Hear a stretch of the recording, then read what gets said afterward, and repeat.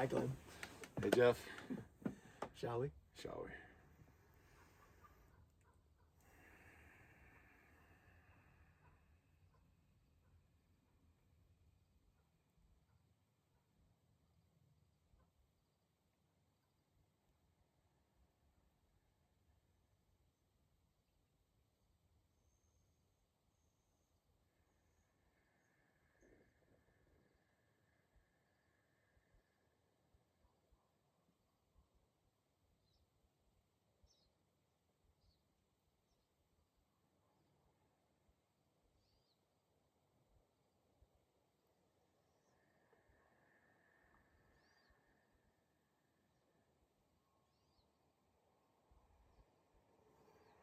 Good. We just wanted to drop in with you. Coach Glenn here, and I'm here with Jeff Holoubek, and we're going to have a deep, meaningful conversation, hopefully, with you guys today. We'll see how it unfolds. Pleasure to be here with you, Glenn. Yes. And always a pleasure to have you here at my home. Yeah. And one of my great teachers, mentors, friends, fellow traveler, and if you could see his beautiful dog, Nala, here is also an incredible assistant and kind of makes things happen here. Yes. But I'm in a magical place, and I believe the conversation today will be magical for those watching. So we want to share a little bit on educating you about a subject matter that most people don't know about, or if they knew anything about it, they might have some preconceived ideas about the world of psychedelics and the benefits and the reason why one would arrive at a place of exploring those, not just from a position of their youth when they're thinking of going to a concert and cutting loose and checking out. That actually these can be powerful tools and means to engage with a deeper part of yourself in life. Yes, exactly. And what would you like to add to what you experienced when people were first exploring even just the notion of why psychedelics? Why would I even want to go there? Why would I want to even touch something of this that sounds very risky in the sense of I might lose self-control? Yes. There's a lot of fear and stigma around it. Understandably, it is a way of exploring ourselves in ways that most people haven't. And I grew up in a culture where drugs were always kind of considered bad and something to stay away from. And I actually prescribed to that belief for quite a while until I was probably in my early mid-20s when I first started exploring a little bit more. 40s for me. Yeah, exactly. There's no right or wrong way to do it. I see a lot of people and support a lot of people who are in their 40s, 50s, 60s, 70s who have zero psychedelic experience, and yet they arrive at this place of, well, it's different for everyone, of course. Some people just want to explore who they are more. Some people are approaching the end of life and their mortality. Some people might be dealing with, addiction or abuse or PTSD. I see all sorts of folks who come into this realm for different reasons, but there is an edge, there's a threshold, and generally it's a threshold of fear to go into and through. And I think approaching that threshold and moving into and through that threshold in a way that feels like well supported and safe and healthy, and like with preparation and integration, that tends to be like the most sustainable way to go about doing this, to garner the most value from the experience. But yes, it's the unknown, and the fear of the unknown is really, I would say, at the root of most all fears. And almost not necessarily the fear, but the fear of the fear. The fear of the fear, yeah, totally. I do see that the root of most of our suffering as humans is rooted in some flavor of fear, and generally it's because we don't know. We just don't know, and you can't know until you find out for yourself. We could talk about it, and I could share as much as I can with you and with your viewers.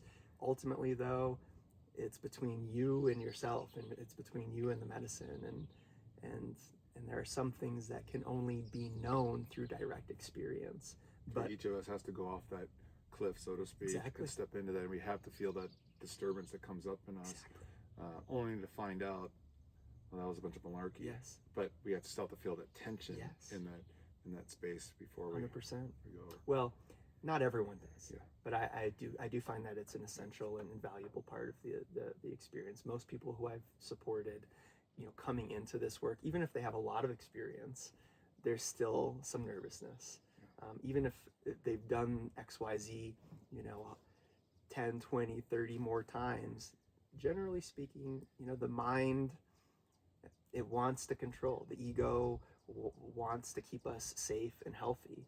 That's natural and it's healthy. The problem becomes, when the mind or the ego or the fear gets out of control and actually prevents us from growing and from cultivating more peace and confidence and freedom in our lives, then I can see how it can be problematic. But fear plays its role. It keeps us alive. It keeps us healthy. Right. It keeps us here playing this beautiful game of life on earth.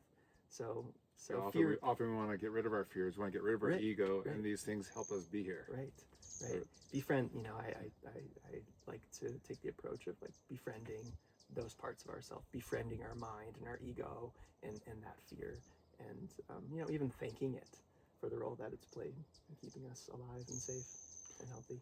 Now, before we get to talking about the science, let's go back in time to your journey, Sure. your personal journey of where you were in the world, and maybe a little bit about, because you came from a pretty healthy upbringing, Yeah. and maybe share.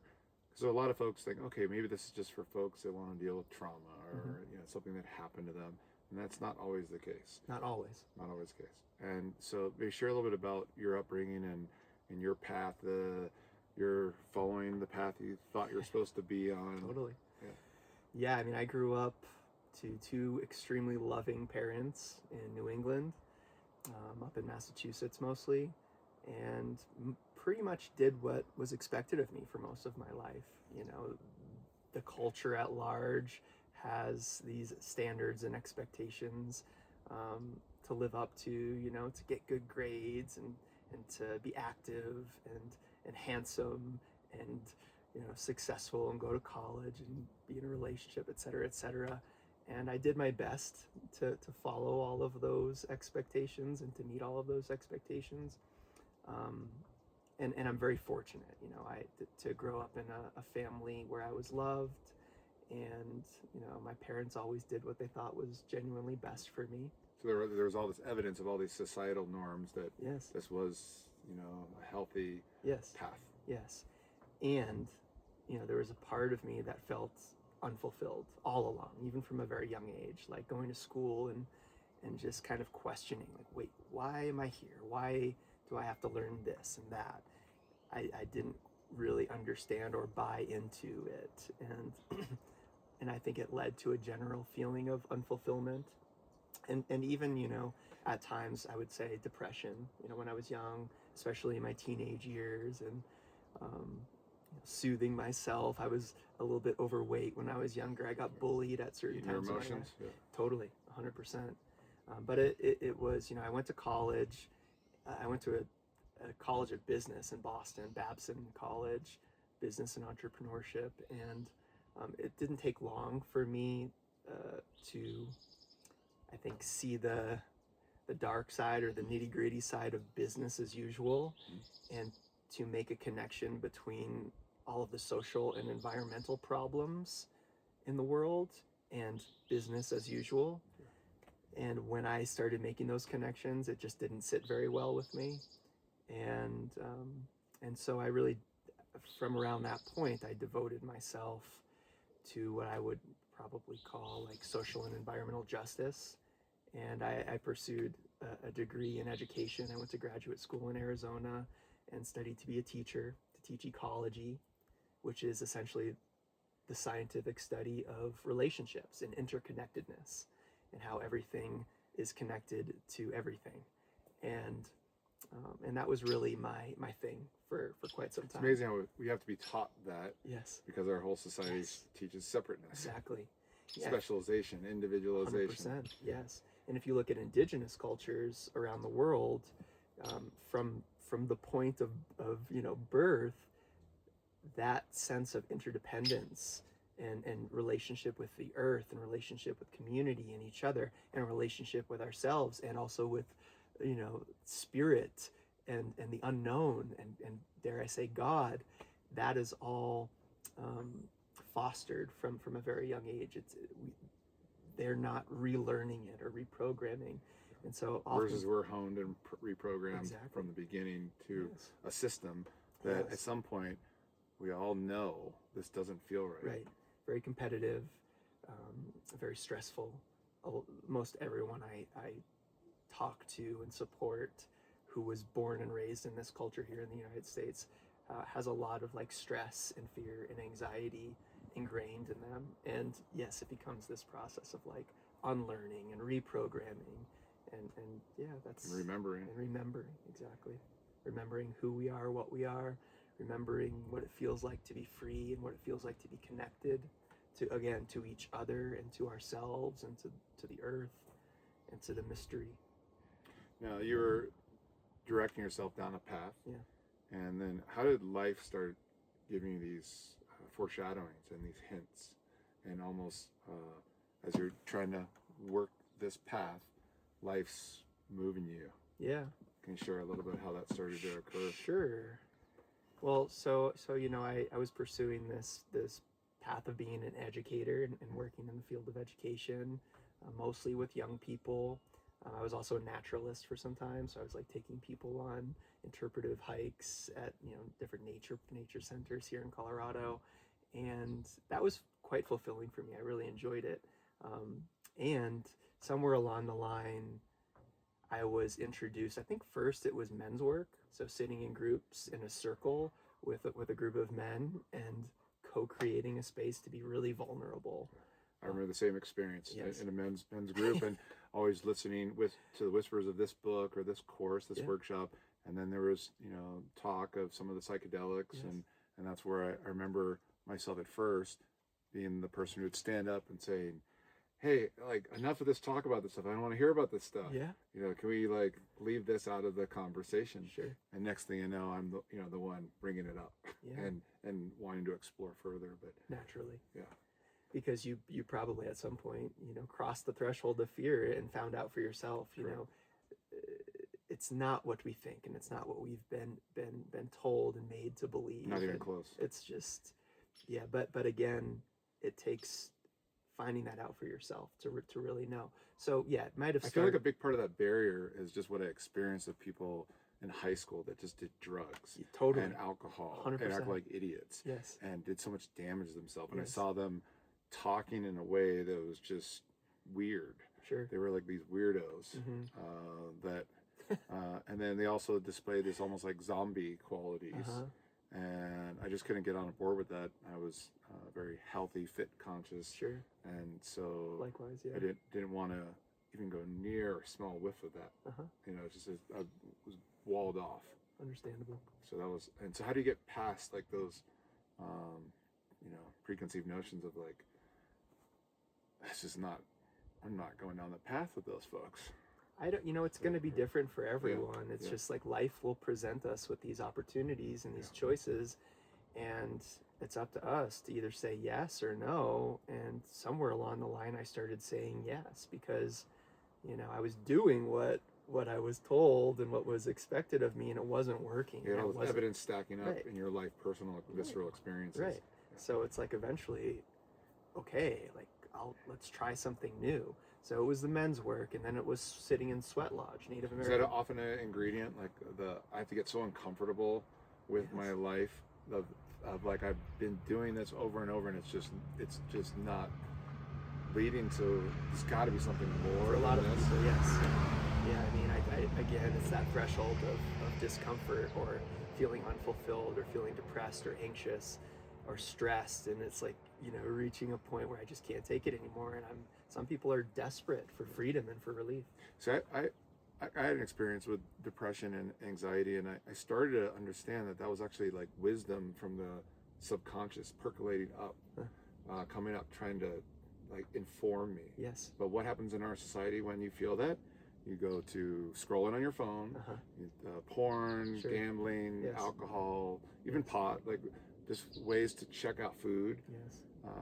So a lot of us have been conditioned to, you know, not be in a quiet room, you know, and in the noisy world, you can't hear anything else other than the critic voice. So I didn't mean to cut you off. So when you were sharing how that path kind of started to emerge through you, like it's not like you embarked on this path; Right. it was emerging. Exactly. Okay. I don't feel like I was necessarily seeking anything, but these opportunities just started presenting themselves. Whether it was a podcast or, you know, a friend inviting me to a sweat lodge or a men's group. Sweat lodges for me too. Yeah, and then eventually, it was ayahuasca. You know, I was invited to my first, second, third ayahuasca ceremonies, and similar, you know, sitting in a circle, just like men's groups, just like sweat lodge.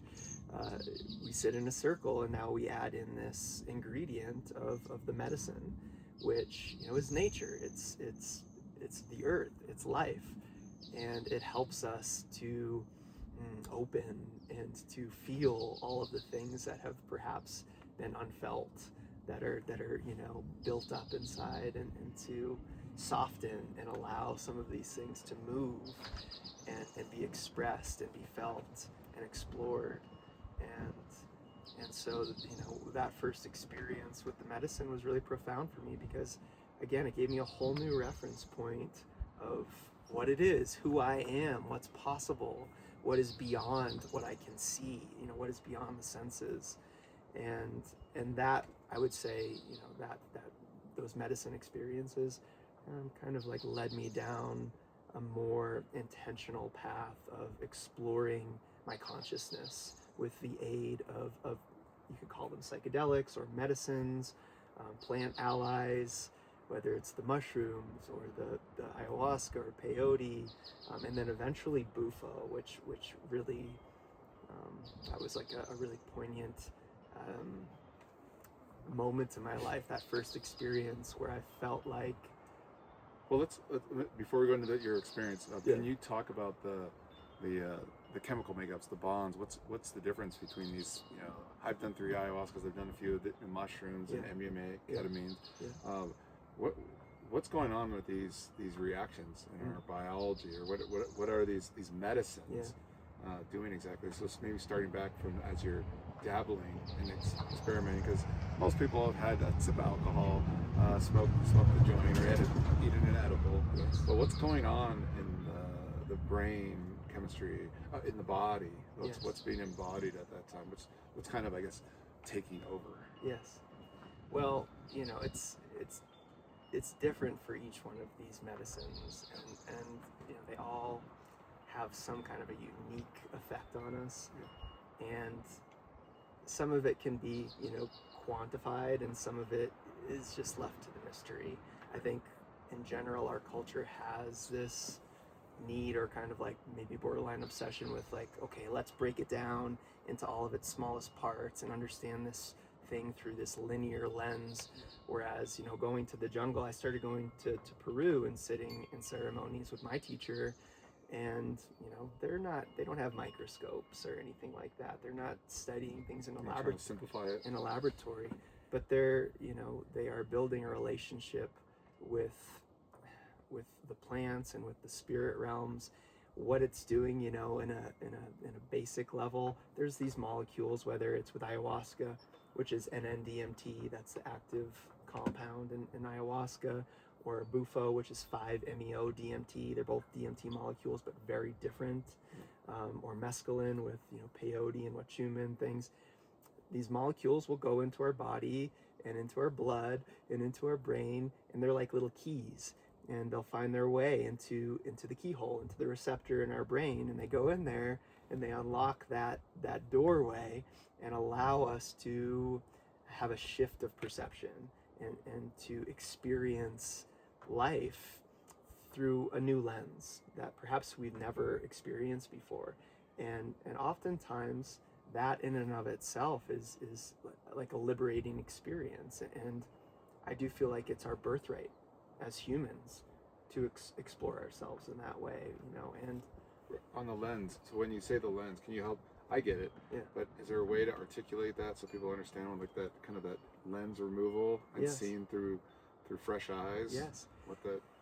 Yeah, like I said before, the softening and the opening and kind of like letting down our guard and our control and our fear, it softens us and opens us and makes us more permeable to receive whatever it is the medicine has for us. And it's always different, and it's unknown, and a big part of this whole process is going into the experience without expectations, and yet having some idea of why we're there, like some intention. I know what I'm cultivating in my life. I know what I'm most longing for in my life, and I'm going to come to this experience open and trusting that I will receive whatever it is that I need, letting go of the control of, oh, I need to have this kind of experience, and really having trust and faith in the process and in life and in the medicine. You're going to be shown what you need to be shown in that moment. Always, whether it's extremely uncomfortable or total bliss or somewhere in between. So the shifting of the lens, I mean, sometimes it is a visual thing, you know, with ayahuasca, oftentimes we enter into a visionary state, and it, you know, sometimes there's lots of shapes and colors and geometry similar to NNDMT when it's smoked, which, you know, people are doing as well. It is a very stimulating, oftentimes incredibly beautiful experience of getting a peek into another realm, literally, like a whole other realm of existence or a whole other dimension. That, however beautiful that may be, like the visionary states, what I have found that, you know, I've garnered the most value from, not necessarily seeing these beautiful geometric patterns and encountering entities or beings or spirits, but the emotional, physical movement that happens, the again, I've said this a few times, the softening, like letting go of the grip and opening the heart, as woo-woo as it may sound. You know, we oftentimes in our culture, we navigate the world with a lot of protection, where it's sometimes very rigid. Rigid and tense and a little bit closed off and skeptical and fearful of the unknown, fearful of the other person, or you know, whatever the danger might be. But with the medicine, you know, it's not just a visual lens, but it's also this like opening and trusting and really like stepping into what it might feel like to embody a sense of love and forgiveness and acceptance, all those good words. So with all that juicy good stuff, and you're surrendering, I think there's a lot of fear that comes up maybe from some of the viewership of like, what about the dark side of a journey, of a trip? Necessary. Yeah, a lot of times, you know, I've countless times I've encountered extreme discomfort. Even there have even been times where I felt like, oh my goodness, I don't know if I'm going to make it through this. This might be it for me. I might be dying, and again, those like you took too much, or that. Well, the mind creates the story of like, you took too much. No, you shouldn't have done this. Oh, something's wrong. You know, the illusion that something is wrong. It presents us again a threshold or an opportunity to be with that, to be with the discomfort, to go into and through that threshold. And then on the other side of that threshold, generally speaking, there's this feeling of freedom, of, oh, I did it. I made it through. I felt the thing that I didn't want to feel, the fear, the guilt, the shame, whatever it might be.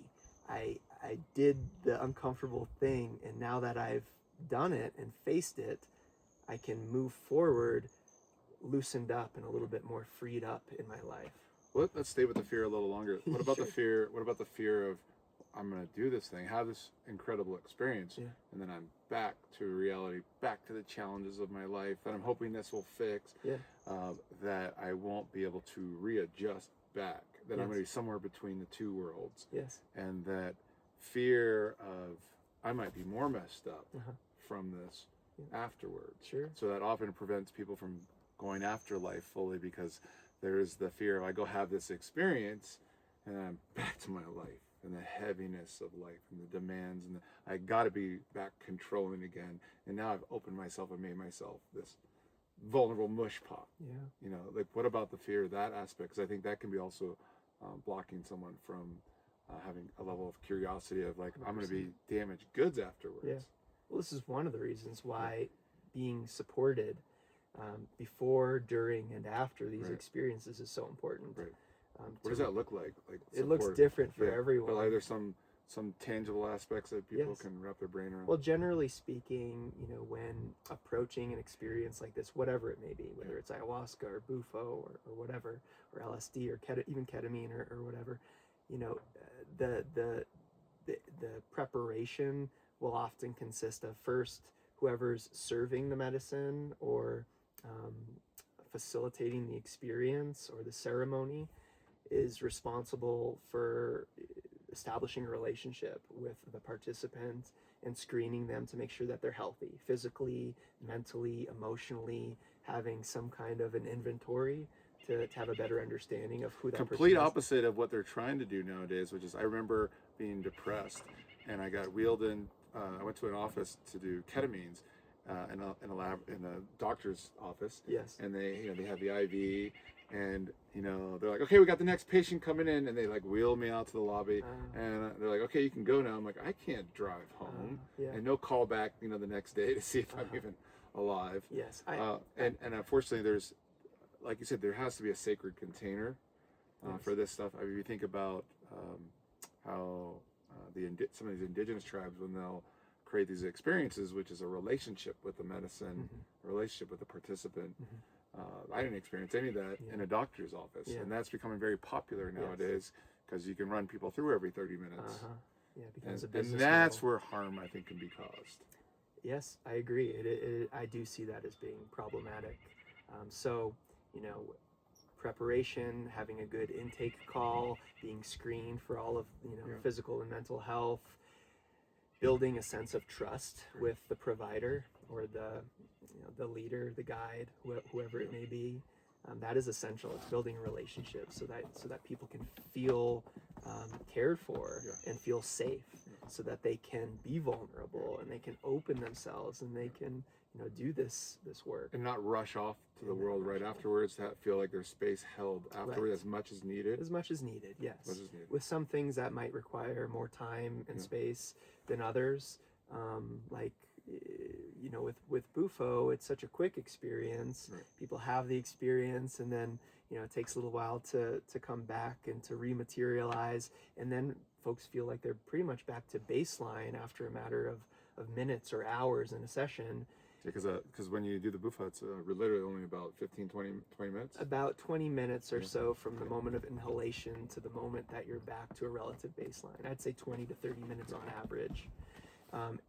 And then, I always suggest people go spend time in nature and just be quiet with oneself, maybe with your journal, with nature. Nature is perhaps the greatest healer. Versus rushing back into the world. Versus rushing back into... And it will come rushing back in. Yes. And that being said, Glenn, there's also, I have found there is value in going back into the world with that fresh lens while it's still fresh. I've come out of journeys before and stepped out onto the street in a busy city, and then it becomes this opportunity to, okay, how can I be in the chaos of the world and maintain this peace, this inner peace? Integrate it into the world. So how do I maintain my being in the world of doing? Right. So maintaining, because that's the challenge, that's the rub, right? Right. Generally speaking, especially for people who are just starting to explore this work, I really encourage slowness, time in nature, quietude, being very gentle and very slow. And, for myself, as I've explored more and more over the last decade, I've reached a point where I actually want to be in the midst of it all so that I can really integrate it real time. And it's not so much of like, okay, I'm going to do the medicine and then come back to my, life as usual, but how do I blend the two? How can I be the medicine and embody the teachings of the medicine in the midst of a business meeting or downtown in the city, or in traffic? How can I really remember that peace and that sense of love or compassion or patience or whatever it is when I'm being tested the most? Now you're a mountain man. When you go back out into the world, how is that with your system and your body, your sensitivity to being in the world, and even how you share energies with different vibrational frequencies of different folks at different places in life? So when you go and decide to engage in social activities, Totally.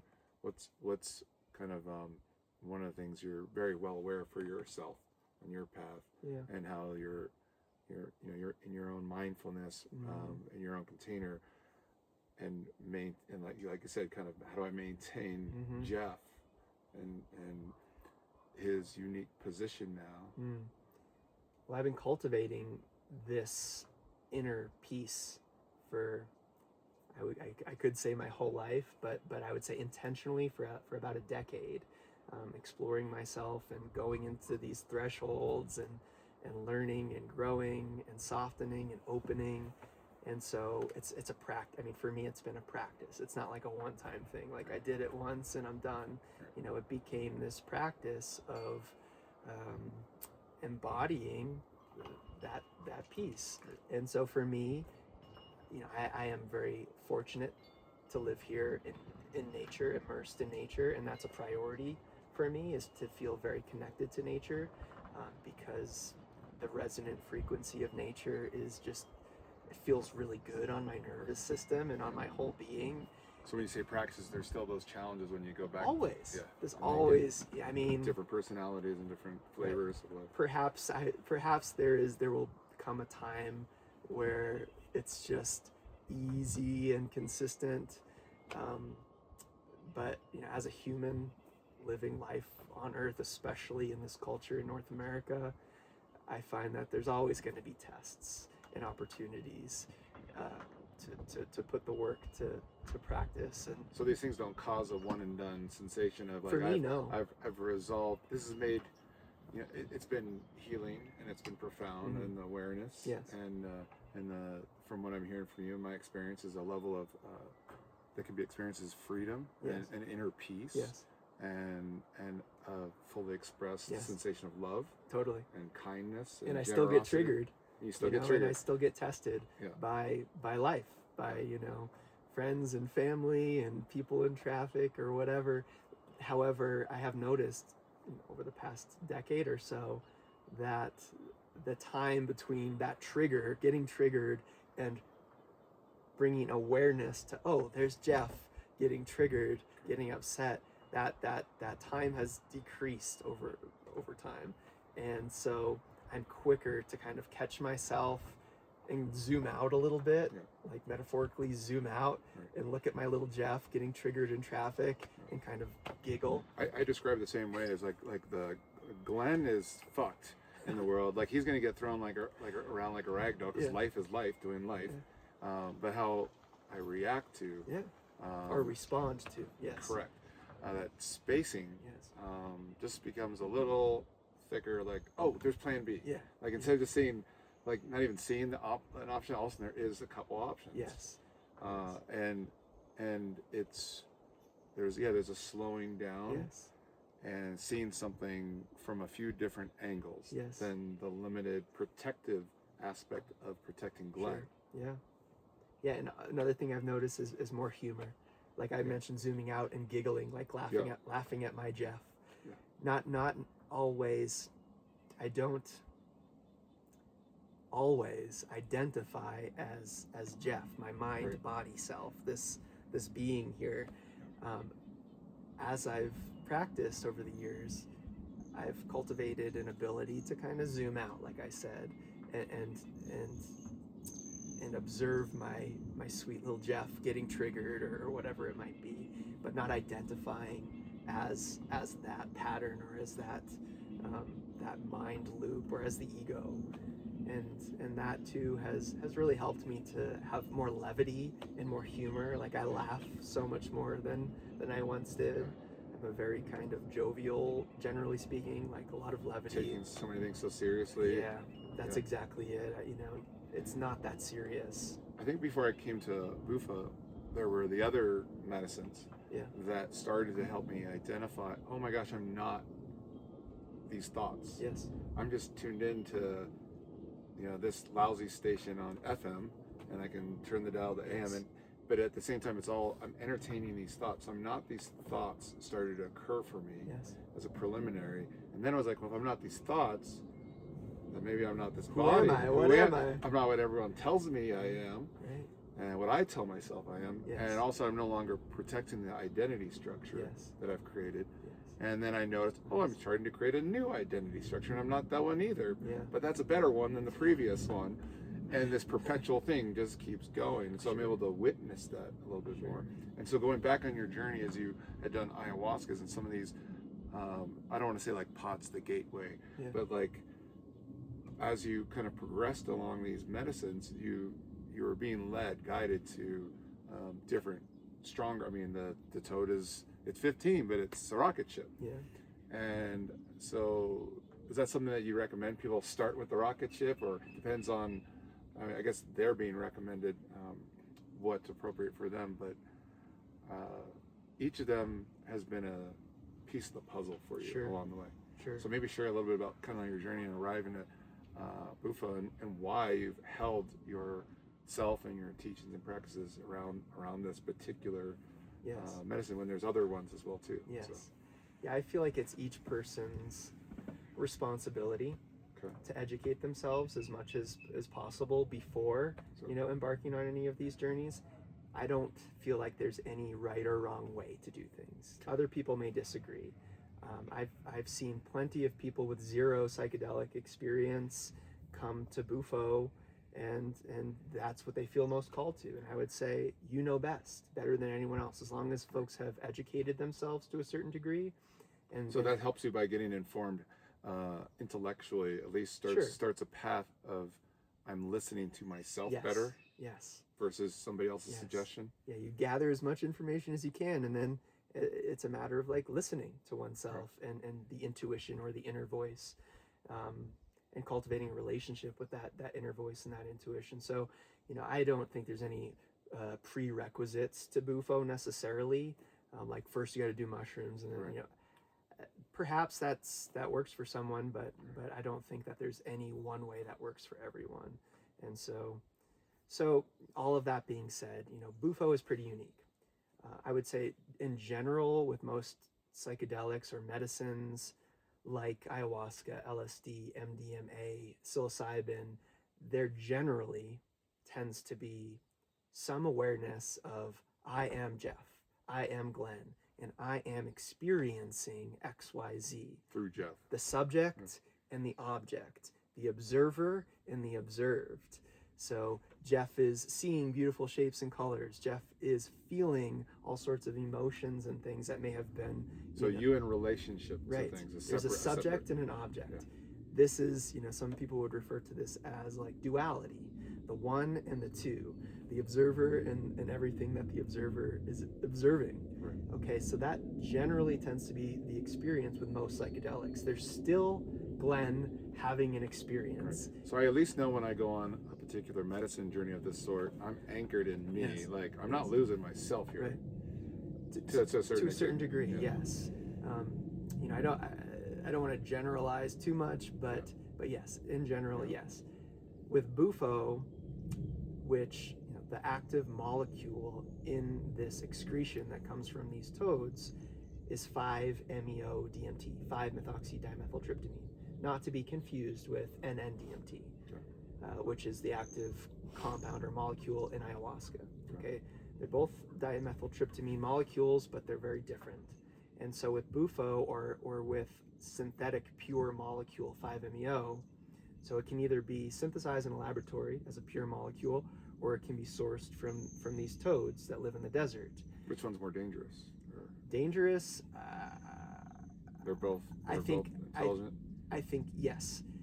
I don't know if sometimes one, people think, oh, in a laboratory, maybe that's not, like the one from nature. I don't think one is more dangerous than the other. I think as long as they are approached with care and intention and preparation and health screening and support, they can be quite safe, and they are quite safe as long as all of those steps are followed. Or what about getting a bad dosage, or somebody put the wrong This combo, is again one of the reasons why it's so important to have a facilitator, to trust a facilitator, to vet your facilitators, whoever it is that you're considering working with, to ask them good questions. How many times how do you vet? How do you vet?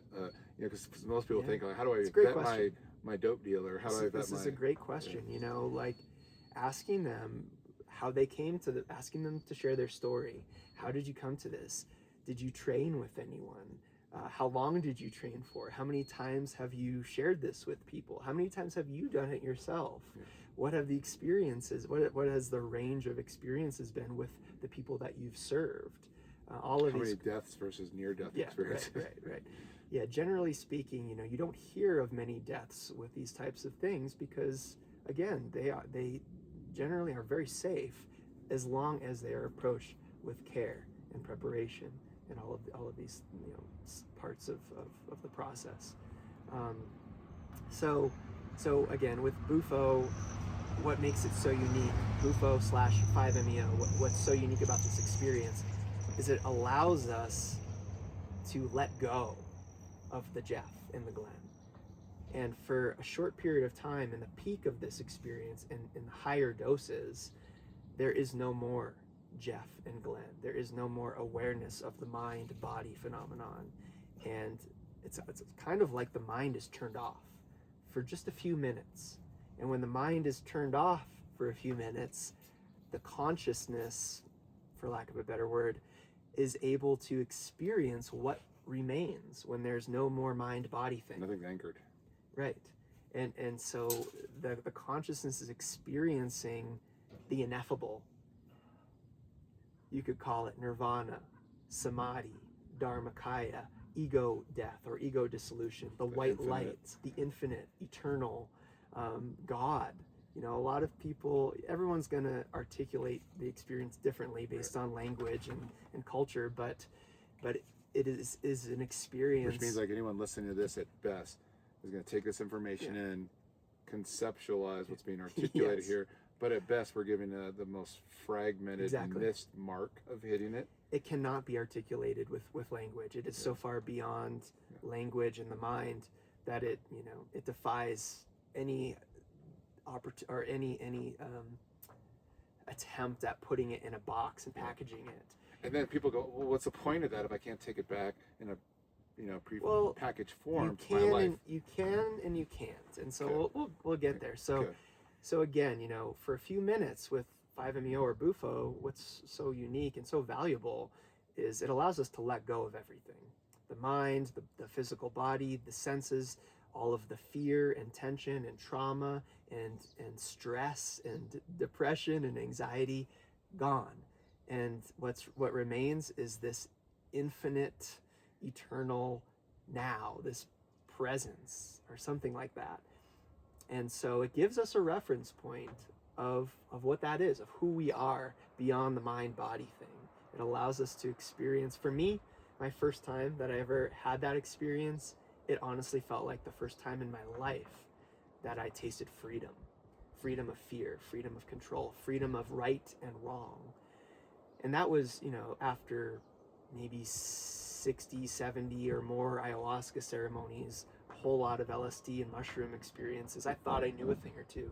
And then I had this experience with Bufo, and it was like different than anything I had experienced before, in the most beautiful way, in the most liberating way. And when the mind is turned off and the consciousness is experiencing this eternal thing, or the oneness thing, the physical body, it's kind of like, oh my gosh, finally, that silly mind is quiet. Now's our opportunity to let go. Physically, emotionally, energetically, let go of all of the tension and trauma and stress through the body, because the body holds all of this stuff, as we know. it's stored literally. So it's like this discharge. Yes. And so when the mind turns off, the body is allowed to do what it does, what it knows how to do, unimpeded by the holding of the mind.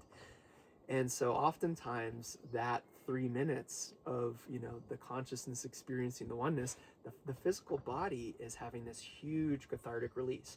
For some people, it's calm and still and peaceful and total bliss.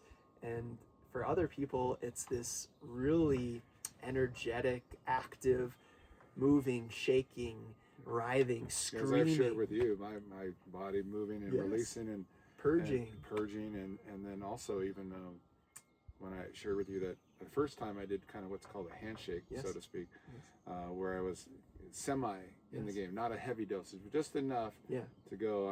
I get acquainted. Until I did a heavier dosage to get all the way to the other side of things and leave nothing behind. Exactly. But the body then, like I said, releasing, discharging all that pinned up tension and almost like, for some they might jump up and exercise. Some they might flop around like feeling like a squid. Or weep. Or cry. Or laugh hysterically. Or scream at the top of their lungs. With that first dose, generally speaking, we're not quite getting to that full release, but it allows us to, get acquainted, to build some trust with the medicine, with this new thing. For many people, it's the first time they've done it. So doing a little bit to start with helps to build a relationship, to build some trust, and also to bring things up to the surface, to bubble stuff up, the fear, the holding, whatever it might be, all the mind stuff, so that... it's like standing at a cliff a little too long, so that everything comes up. Or like dipping your foot in the water before you take the full plunge in, just to kind of gauge the temperature a little bit. That can be very helpful, especially with something like Bufo. And then with the large dose, it's like, okay, we've established some trust, we've brought things up to the surface. Now let's clear it all out and let's let go in a really big way. And so generally, people find the experience to be valuable for obviously many unique reasons, depending on the person. But I would say, on the one hand, it gives us a reference point of that eternal oneness thing of who and what we are beyond the mind-body experience. And on the other hand, it allows us in a physical, energetic, emotional way to cleanse and to release through the body, which can be really profound for people. And generally, folks will feel quite light after a release of that nature. Yeah, and when you're first coming in contact with the Bufo and learning more about how it's extrapolated from the toad, and then your own interest in like how it's being how this chemical, why is this chemical, this toxin being manufactured, and then how do you pull it out, and how does it be brought forth in the right, I guess, dosages, and so I think a concern for folks is this is a really important conversation. Is well, primarily like where is it coming from? How's it being collected? Are they like in the desert somewhere, or like how do you? Yes, so there are a lot of folks who are proponents of using the pure molecule that is synthesized in a laboratory, as opposed to Bufo, which comes from the toad, because it's like, leave the toads alone. We don't want to threaten these toads, and if we have a bunch of people going to their habitat, disturbing them and collecting this excretion from them, not knowing what they're doing, just going up and licking the back of toads, it can be very problematic. Yes. And so this is another reason why it's so important to like ask good questions of whoever it is that's serving. Where does it come from? Where do you get the medicine from? Do you collect it yourself? How do you collect it? There is, in my opinion, there is a sustainable, caring, ethical way to do this, and there is also a wrong way or a less than caring way to do this, a problematic way. And this way of doing things, it's been around for how long? I guess debunking, because a lot of folks think this is. Toad's been around, for a long time. Well, the toads have been around for a long time. The toads have, right. But as far as we know, there's no proof of any indigenous culture using this medicine before, like, I think the 70s or so, when it was introduced to the Seris in northern Mexico. But yeah, as far as we know, it was discovered like in the 70s, and that's when it was introduced to humans. So it wasn't something for thousands of years. People were. There's no proof of that yet. Okay. Despite some people making some claims, there have been studies and things done to basically debunk that claim. I don't want to get too far into that, but I do want to stress the importance of knowing where it comes from and how it was collected, and ensuring that if you are choosing to go the route of Bufo and ingesting the medicine that comes from the toad, to really know that the toads were treated well and that they aren't harmed in any way. The biggest threats that I've observed to the toads right now are changes in climate, drought. They rely on water. They rely on the monsoons to lay their eggs during monsoon season to reproduce. And so that's probably the most important thing for them is they need water. And as we've seen here in the Southwest, there's been some severe drought in recent years. Habitat loss is another big threat, I would say, to the toads, more so than people going and collecting medicine. But again, I don't want to encourage people to go looking for toads. I would say don't go looking for toads. Leave that to people who have devoted their lives to this, and seek out those people if you feel like you want to pursue that path with the toad medicine and not with the pure molecule synthetic medicine. Just make sure that whoever it is that's collecting the medicine is doing it in a caring way, and they're not taking too much. They're not taking the toads from wherever it is they find them, moving them around, disturbing them. You want to be as non-invasive as possible. And for the toads, this excretion that they produce in their glands, it's a predator defense mechanism. So it keeps them safe from predators. Right. And so if a dog or a coyote or a possum or something tries to eat the toad, they become more at peace. I would, ideally yes, but no, I don't think that that's the way that it works. It's a very off-putting kind of taste, and it will make them sick. Yeah. And so, where the toads are found, a lot of people see them as being pests because their dogs will mess with them and oftentimes get sick. All of this to say, we want all of life to be treated with respect. And actually a big part of this medicine work, with whatever it might be, is understanding that I am nature and that we're all connected. And it's important for me to care for the non-human, for the more than human, for life, for the trees and the water and the earth and the air and the toads and all the animals and birds and insects. So each of us comes with great responsibility. Exactly. And so as we wake up to that greater responsibility, exactly, we are more that we're interconnected with life. Yes. Life. It's almost like life shines even brighter through us. Yes, perhaps that is the case. And like you just said, with this exploration of self, with all of this work, does come a responsibility to be a good ambassador of the medicine and to integrate and embody those lessons of love and compassion. I mean, this is my I would say my personal philosophy, is with this work comes responsibility to be good stewards, to be kind and caring and compassionate beings. Yeah, I know you've witnessed me, I guess, go through, four iterations of the Bufo, and I've had other experiences, but it's always like becoming a better human, helping others become better, having greater access on their path. Access to their own wisdom inside, their own life's intelligence. Yes. To surrender more to life moving through them. Yes. And always, as a coach for years, it's just been encouraging people to maybe do some of the harder things, to put the work into themselves, to become more aware of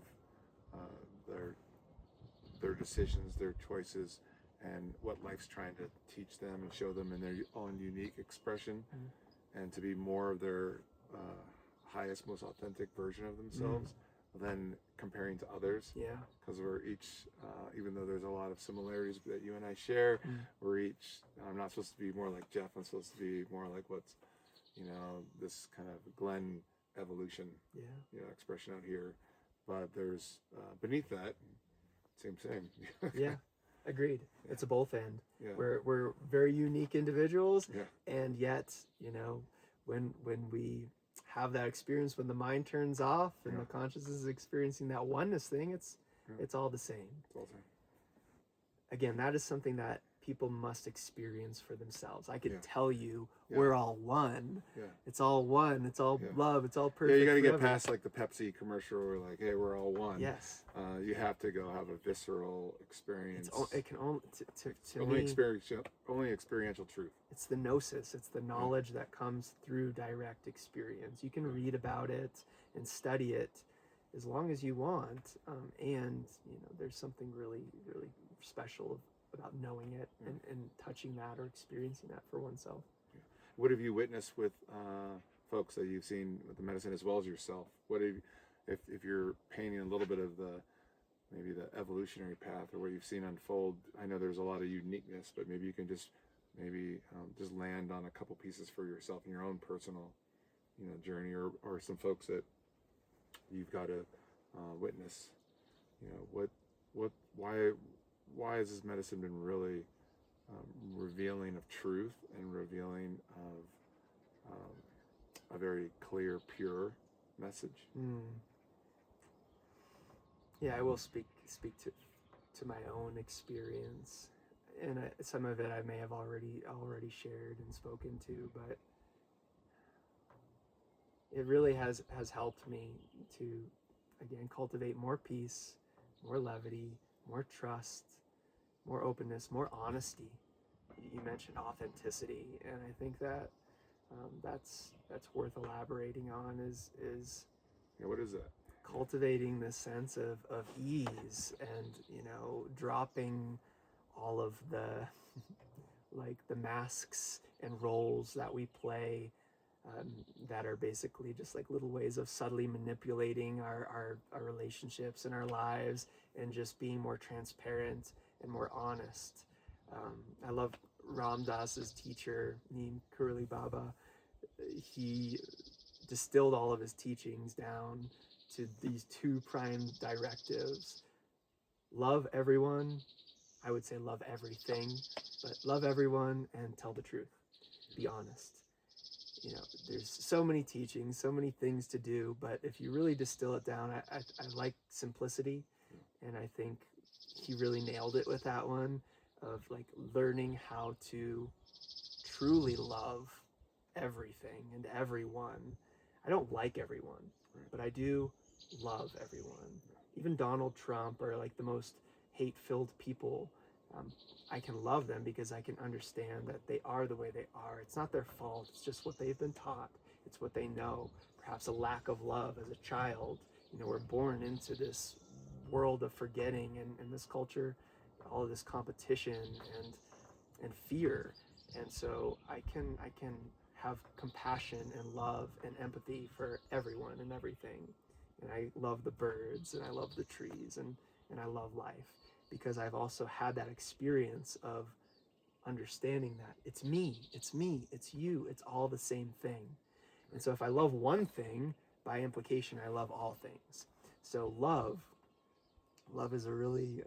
Because that's an outpouring from you, a flow outwardly to things in relationship, would you say? Perhaps, versus the societal investment in the presentation. So much gets into the stock is invested in the mask, and everything is outwardly focused versus inward to outward. Yeah. I don't know what your experience is like. I find that, when you're having conflicts with someone out here, it's very easy to continue out here and get really lost and more confused and try to manipulate the world, versus realizing that's just a reflection of some inner conflict going on inside me that's unresolved, and it's life trying to say, hey buddy, you need to still work on this. Yes. It needs attention. How can you have compassion for this part of you or of them? That is a beautiful practice, is cultivating that sense of compassion and love, and again, having this experience of oneness has helped me with that, because I don't necessarily see you or anyone as separate. Right.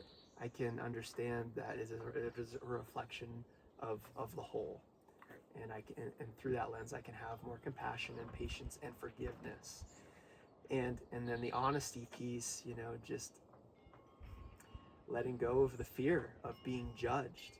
You know, a lot of people are afraid of being honest and telling the truth because they're afraid that they will be outcast, or they'll be judged, or maybe they'll hurt somebody by sharing their truth.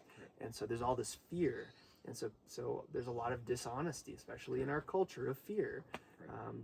And yet there's so much value that comes from being honest and transparent and authentic. Versus like someone's just, this person over here is private judging you. Yeah. This person over here is private judging you, but you can feel the ickiness of Yeah. the disingenuine interaction. Yeah. Or the lack of intimacy. Yes.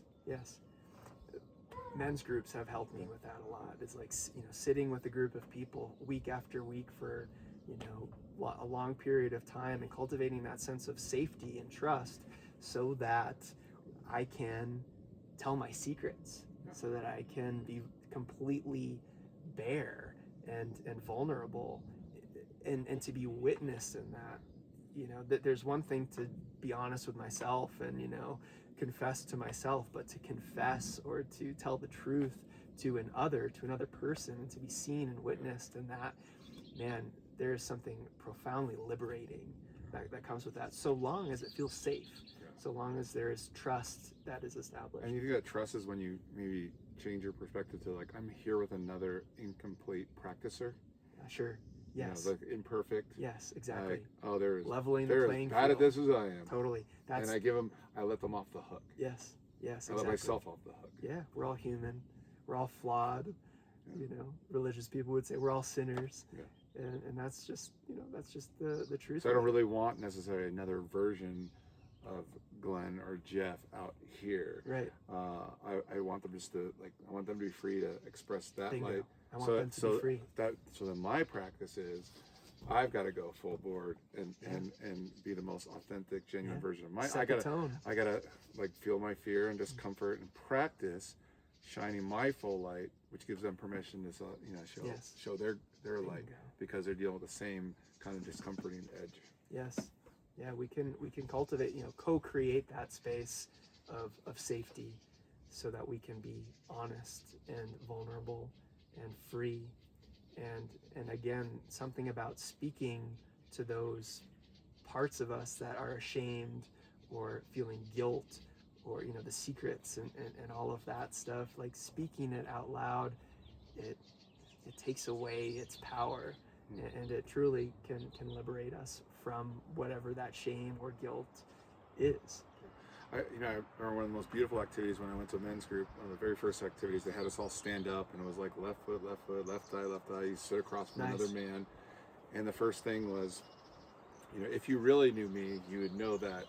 And yeah, great prompt. Yeah. And then in that safe container, all these men doing that, you know, in a barn in the woods, and if you caught the other person holding back a little bit, you just give them a little tap on the shoulder to nudge them along. Nice. If you caught yourself, you go. and so what happened is all the easy stuff came out first. Yes. You know, why are you here? Kind of. And then stuff. you run out of all the easy stuff. You run out of the easy stuff, and then the real stuff starts coming up. The deeper stuff comes up, and then what you end up having is a level of intimacy and trust with for me, you know, it was like with another man. Yeah. All of a sudden, you know, like the masks are over. Yes. And now I'm like, I really love this person. Yes, exactly. And I can see myself in this person. Yeah, I can see myself.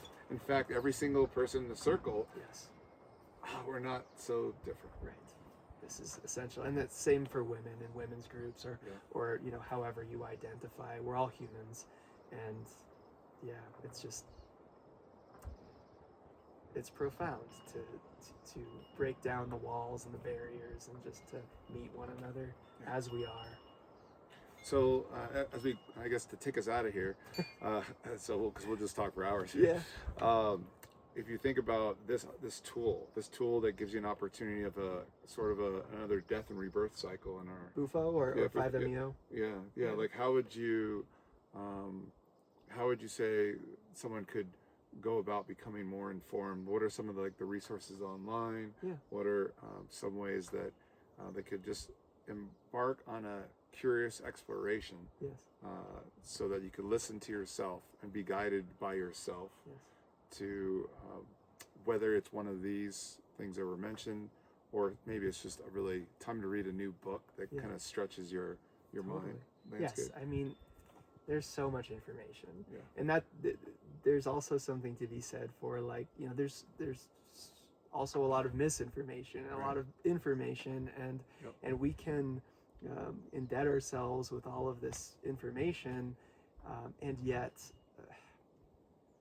there's also something to be said for, like, trusting the process, and I think there's a point where we over-inform ourselves and we get so caught up in the mind that it might even, like, spiral us more into fear or whatever. But I do feel like there's so many resources, whether it's online or reading books or researching your local psychedelics club or going to a conference like MAPS. You know, they put on the Psychedelic Science Conference.